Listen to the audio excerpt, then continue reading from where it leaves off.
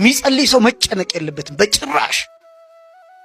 ከጸለያችሁ በኋላ በእግዚአብሔር ፊት ጉዳያችሁን ካፈሰሳችሁ በኋላ እረፍት ነው ማድረግ ያለባችሁ። እረፍት የምታደርጉት ምንድነው መሰላችሁ? ጸሎታችሁን ከጨረሳችሁ በኋላ ጸሎታችንን ከጨረስን በኋላ ለተወሰኑ ደቂቃዎች ቁጭ ማለት፣ ዝም ብሎ ቁጭ ማለት፣ ሳያነቡ ቁጭ ማለት፣ ሳይናገሩ ቁጭ ማለት።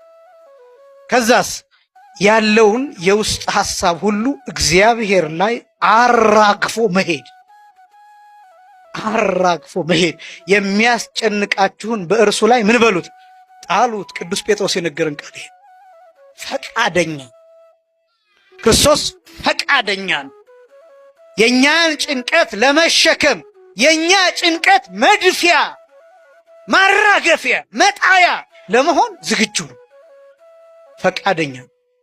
ምክንያቱም እናውቀዋለን፣ በመስቀል ላይ እየቃተተ በደላችንን ተሸክሞ በእኛ በደል ሲደቅ እናውቀዋለን። የተጻፈ ነው፣ እናውቀዋለን። ደግሞም እንዲህ ሲለን እሱ ራሱ የማቴዎስ ወንጌል ምዕራፍ 11 ከቁጥር 27 ጀምሮ እናንተ ሸክማችሁ የከበደ ወደ እኔ ኑ እኔም ምን እላችኋለሁ አሳርፋችኋለሁ ብሎ ነግሮናል። ሊያሳርፈን ፈቃደኛ ነው። የእኛን ጭንቀት ሊሸከም ፈቃደኛ ነው። ክርስቲያን ከጸለየ በኋላ ስለጸለየበት ጉዳይ አይጨነቅም። ክርስቲያን ይጠይቃል፣ አይጨነቅም። ክርስቲያን ይጸልያል፣ አይጨነቅም። ክርስቲያን ይለምናል፣ አይጨነቅም፣ አይረበሽ። በቃ በእግዚአብሔር ላይ ጥሎታል። ከዚህ አምኖ መሄድ